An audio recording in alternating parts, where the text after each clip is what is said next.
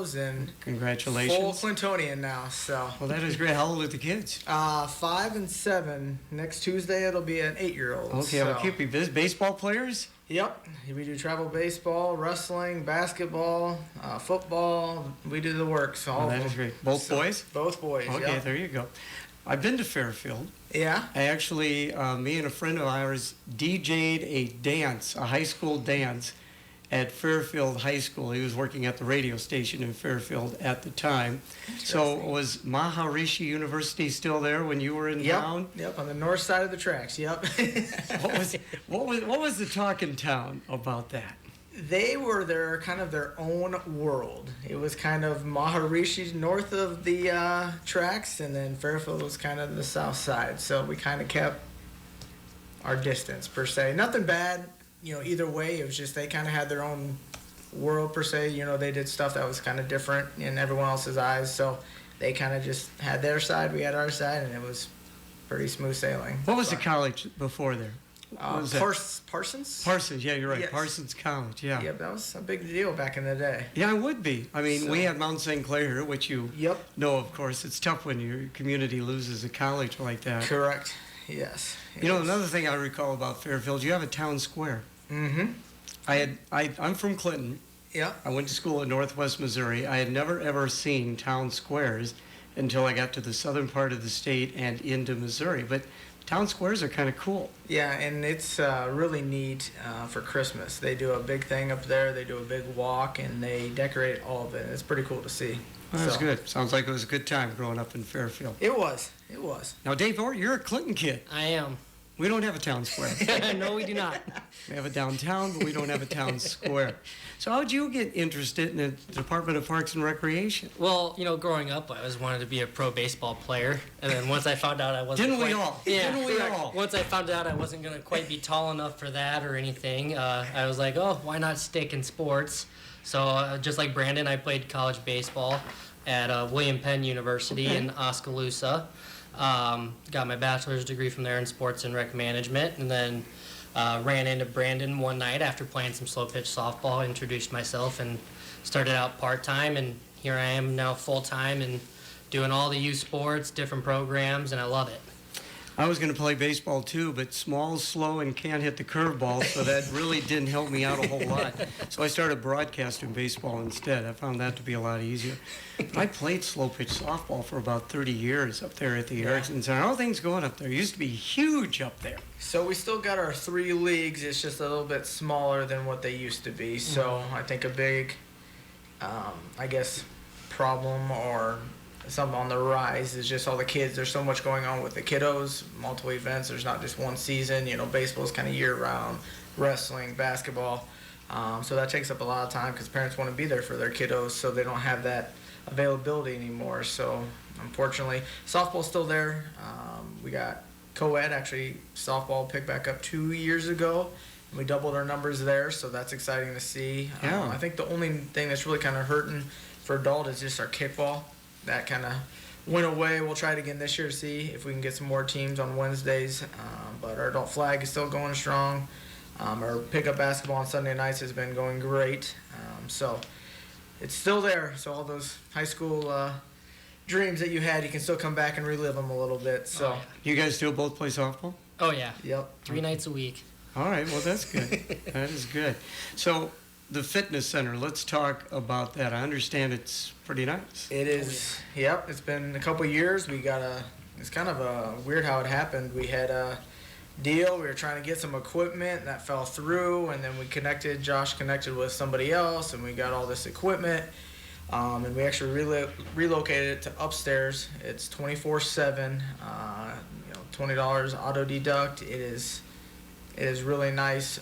We actually have month of January was sign up, you get it for free.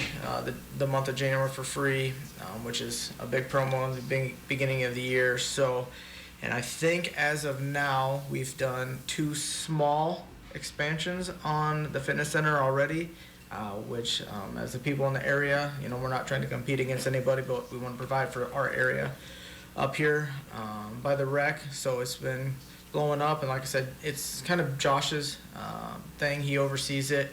And if you guys know Josh, he puts a lot of pride into it. So we have, the cleaning's been awesome. We have a couple people that come in and maintain the equipment. What is it? Treadmill Heroes, I believe, Joe. But then we have on-staff cleaning that does it daily to keep up with it, because there's a lot of people that come in. But Oh, that is at great all to hear. hours. And so it's 24-hour, Yep. and it's a fob, is that right? Yep, you can get a fob, and actually we're getting away from the fob where we actually have an app on your phone called Keezy, and Okay. you would gain access through that. So it's- where is, I mean, do you come in the front door, down below? When do you come, Yep, where do you so come it's in? all upstairs. Okay. You come in the main doors, and we have a fob reader, but that actually works for Keezy as well, outside the front doors. And then when you come to the fitness center, we have another one there. So those are kind of on opposite schedules, because if we're there, the main door is locked into the fitness center. But when we're not there, you just fob in one time through the main doors, and then the fitness doors are unlocked. What kind of equipment are we talking about? We have pretty much the works. We have a bunch of the seated ellipticals, treadmills, the standing ellipticals. We have the circuit training, so you can do that. And then we have a bunch of free weights. We actually just got a new machine, which is, I guess, kind of considered a CrossFit machine. It's called the Jacob's Ladder or Yep, something like Jacob's that. ladder. But we have boxes for jumps. We have kettlebells. It's a little bit of everything. So, Yeah. which obviously we're still improving that. So, I mean, somebody, interested in that, and sounds like it's a great thing. Do they just come in on their own? Is there some kind of instruction available to them at all, Branden? Yep, absolutely. So anytime, Monday through Friday, 8 to 5, somebody on staff, if they have questions, we'll go in, give them a tour. And even if they want to come try it, we do day passes, so they can come in, just check it out for the day, and check it out and just see what it's about. But at any time, if they have questions about machines, we're more than happy to step in and kind of show them and help them if needed. Do you maybe try and put a program together for them, or? We haven't got to there. When Yeah. we first kind of opened up, we kind of tinkered with the idea of kind of having a trainer on staff. But this day and age, there's just a lot of people that just kind of want to come in, do their own thing, and get out. So, but it's nothing that we haven't eliminated completely, as it's still kind of maybe an idea for us. But, like my boss says, ideas are easy. It's just putting the whole thing to a package. So as of right now, we don't do anything with setting up a plan or fitness or anything like that. So Let's get into some of the newer programs. Yoga. yes. Dave, talk about yoga. So yoga, we have it every Saturday morning in the lower level. It's ran by Diane Wilging. She is amazing. She has a very steady group of people that come in every week. We currently have signups going on for February 15th and 22nd, and then all of the Saturdays in March. It's from 8:30 to 9:30 in the morning, kind of before we get the gyms opened up for our leagues or just for the regular day, so it's quiet. But yeah, it's really picked up steam here within the last couple months, and she has a very loyal following. The great thing, all you need is a pad. Pretty Yep. much. I mean, so it's easy And to do. Even then, I don't think you really need a pad because I think she's got a lot of them on Okay. her own that she can lend out to you for the day too. So the program is only on Saturday mornings? Correct. Yep. And then I would imagine, if this is something you probably do on your own at home, once you, learn some of the instruction on Yep. it. Yep. And it is only $5 per session. Whoa, Yep. that's pretty good. Very reasonable. Skate with Tia. That sounds like fun. Oh yeah. Yes. So this was a new program, I believe, last fall. She reached out, and she is actually a pro skater. She is from, I think, over by the Savannah area. And she reached out to try and just get involved, as she now does a lot of the adaptive skating. So she pretty much does, we offer a bunch of different classes. They don't always get filled, but she does like 6 to 10 and then 10 to 18. But then she also does anybody handicapped that would be willing to kind of learn. Are we talking roller skate, ice skate? What We were talking skateboard. skateboard. Okay, Yes. all right. Yep, so she does that. And then she also offered an adult one as well. So it's pretty cool. Like, she's been on the Dude Tour and all across, skating the nation. And when she reached out, I'm like, absolutely, let's add that to our programs, our sports. You did that down at the skate park? Absolutely, down Okay. last year. So I think we are projected to have it on Tuesdays. So we did Mondays and Tuesdays when we had the 4 sessions, but I think in the spring here we got it going Tuesdays and Thursdays, I believe. Yep. So That sounds like a blast. That sounds Yeah. like it could be fun. Yeah. Maybe dangerous for somebody my age, but it looks like it could be fun. And correct. she is One more- oh, yeah. infectious too. She has a Oh, very yeah. fun personality. Yes. I've been down there a couple times just to kind of take some pictures for our social media and everything. She has a very infectious personality. She'll definitely get you excited about it. We'll talk about one more new program, then we got to get to the weather. Mario Kart. Did I pronounce that right? Oh yeah. Yes. Okay. So Mario Kart, we started this in the late fall, early winter last year. We were looking to get involved into new spaces for kids that maybe aren't interested in playing sports, but we still want them to have an avenue to come and have fun. And it all stemmed off of esports. Yeah. So now you can play video games and it's esports, and it's actually you can get college scholarships for this Yeah. and so forth. So this is kind of how it all arose, is trying to dabble in that.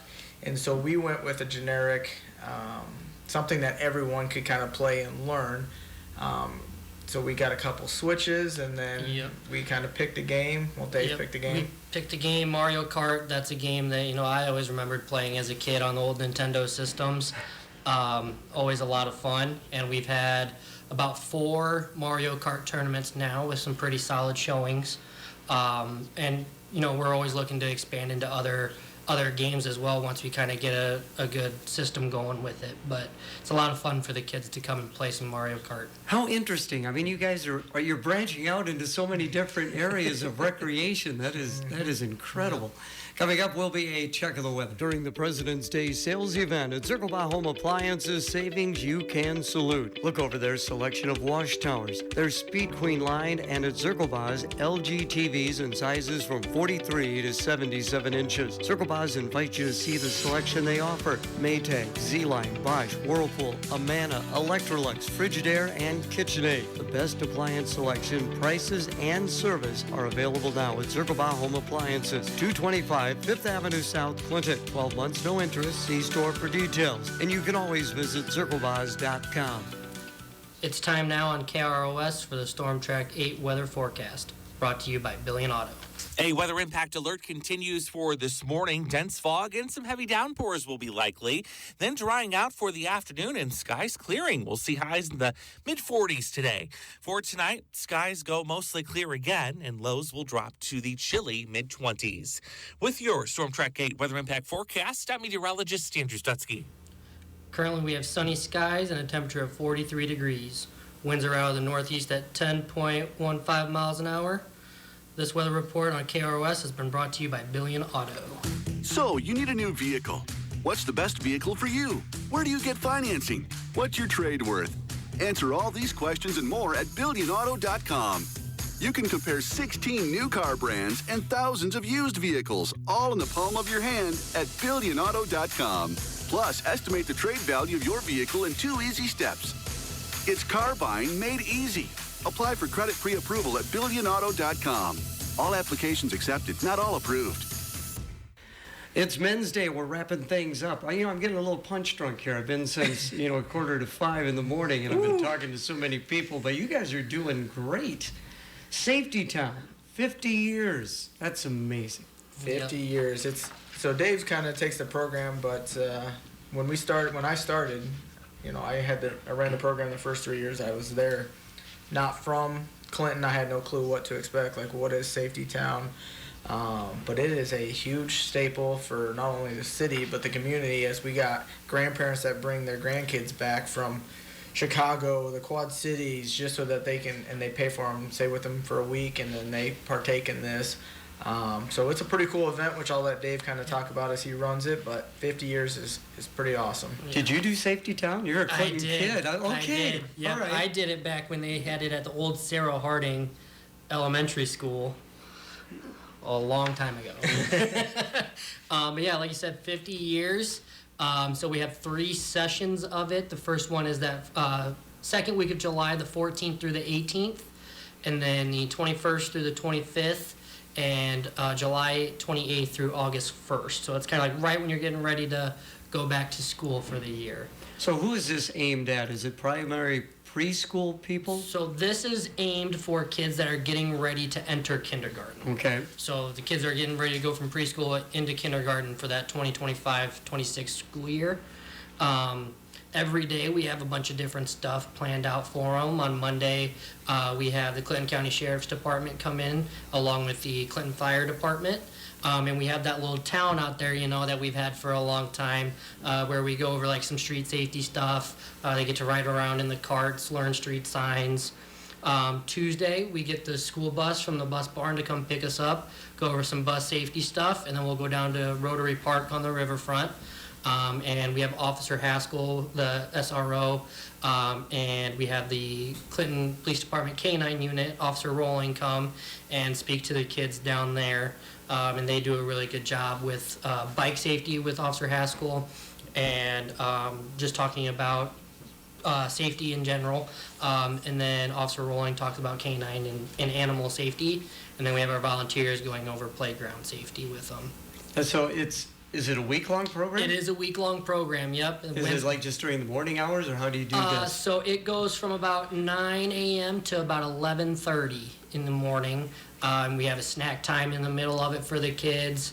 The only thing that we ever ask of the parents is, bring a water bottle for the kids, as that's in the dead of summer, it can get really hot, and closed-toed shoes so we don't stub any toes. So now, do you let the parents stick around and watch, or would you rather have them go away for a while? Some do stick around at least for like that first 15-20 minutes on those Mondays. But for the most part, we do ask for the parents to leave and come back, just because they're getting ready to go into kindergarten. The mom and dad aren't going to be there the entire time during school to hold their hand. So it's nice for them to get used to having to go about life without their parent right there. On Thursday, when we're at the pool, we do encourage the parents to come back after they've done their lessons and do free swim time with them, though. How many numbers do you normally get for something like this? So typically, since COVID, we've kind of capped it at about 30 kids per session. But this year being the 50th year, I've decided to up it to 40, so we can get 120 kids total over the 3 weeks. And you have no trouble filling that up? No, it fills up very quickly. Now, is this just for Clinton kids, or Comanche, Fulton, can they be involved? It can be for anybody and everybody. So like Branden said, we've had kids from Chicago, Cedar Rapids, Iowa City come back and stay with grandparents for the week. So it is definitely not just for local kids. It can be for anybody. That is outstanding. Tailgating Tall Boys, I know your boss, Josh Yeager, he's a big driving force behind this. So Yes. what are we talking about that? It is it's a big year for the festival. So I know we're on a 3-year contract, and I know we're trying to really push and try and blow this thing up and make it a staple in the state and the Midwest. So I know that tickets are on sale. Got a great lineup, so go get them now before those ticket prices potentially go up, because obviously, like I said, we want to blow this up for not only the city of Clinton, but definitely the state and the area, because it's a fun time. So what do you guys have to do during Tailgating Tall Boys, since it is down on our riverfront, one of our parks? Yes, so we do a little bit of everything. So I know a lot of our department, we're stopped at the checkpoints, letting people know to and from. I know our front office ladies do a lot with the camping. Dave does a lot with the transportation of the golf carts, to getting people to and from. Kathy is kind of Josh's right-hand man, is like, hey, we need to go do this, go do that. At any point, we just get called. I know last year I had to drive a golf cart in the middle of the festival during, was that Friday night? So while there was a ton of people, I'm weaving through and transporting Holly's dogs out of the festival, because they were serving inside the VIP area. So that was a task and a half. So, but we do whatever's needed, whatever makes the festival that much better. Obviously, I don't think Josh will tell you that he's not afraid to do anything that helps the festival or the whole event. So whatever's needed. We always catch up on Thursdays, the last Thursday of the month. He always updates us on things. Upcoming events. 7-on-7. I mean, you got that great area out there. How's that going? Yes, so this is going to be our 4th year with Iowa 7v7. So this is actually sanctioned through Iowa 7v7, qualifies for points and everything for the state tournament. Like I said, it's our 4th year, and each year it keeps getting bigger and bigger and bigger. And I think this year we got some gentlemen in the community trying to get a whole program started, which is outstanding. I know Kevin Hart and Garrett Nimick have been in 3 years. I think they've had it, so now they're trying to get more teams to sign up. And actually, Scott Levine, who's on next, I think he had a team 2 years ago, so hopefully he'll have a team again this year. And what's really cool about it is everyone's involved. There's no linemen. Everyone's eligible to catch a pass. AdCraft is a big sponsor for us. We use their QBTs that they have patented. They let us use those. So it's a built-in timer. 4 seconds is all they get to get rid of the ball. It's one-hand touch, 25-minute games. And it is, as Iowa 7v7 advertises, it is real fun football. And you have it out at the soccer complex, we have it right? at our, Perfect for that. Yes. We get so many compliments. Shout out Dustin Krogman, that does a fantastic job. I mean, it's an award-winning complex. So I know the more wear and tear it takes, but Dustin does a great job. And there's so many people up there that just go up and take their shoes off when they're not playing and just walk around because it's so amazing to just walk on. It's like you're walking on clouds. So we get nothing but compliments out there when we have it. It's a great location. We can have multiple fields. We obviously have concessions and so forth, so everything is right there for what we need. So how many tournaments do you have? Do you just host one tournament a year? So we have one 7v7 tournament, and it's going to be June 21st. Okay. So a couple weeks after Tailgates and Tall Boys to give us a little recoup. But then we have had the same weekend for the last, it'll be 4 years, so every year it's just kind of a staple and kind of put it on the chain of tournaments throughout the state. Breakdown on ages, I would imagine. Yep, so we do, this year will be a 10U, 12U, and 14U. Okay. And then there's potential to maybe try to get together and do a high school tournament at a later date, but that's still kind of up in the air. And what are the field dimensions?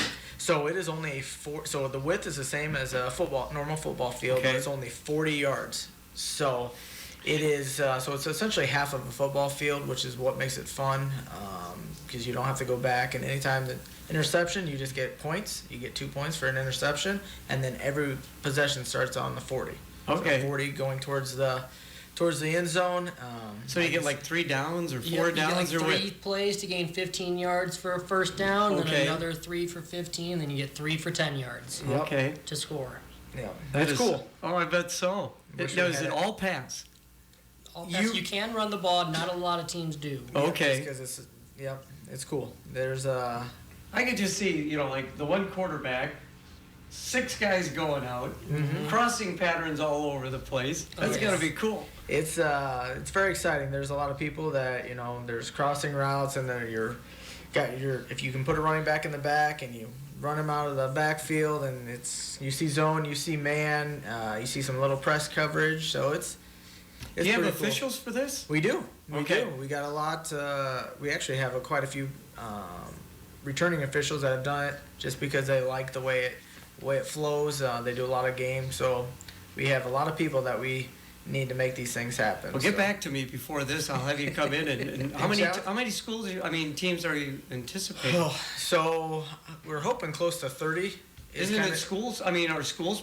Yep. So we've had like Davenport North and so forth come as like a school team, but so last year we had Fulton come over. They've been here the last 2 years. We got the Clinton teams. So there's teams from all over. Iowa City, Cedar Rapids. We had teams out of Wisconsin, Illinois.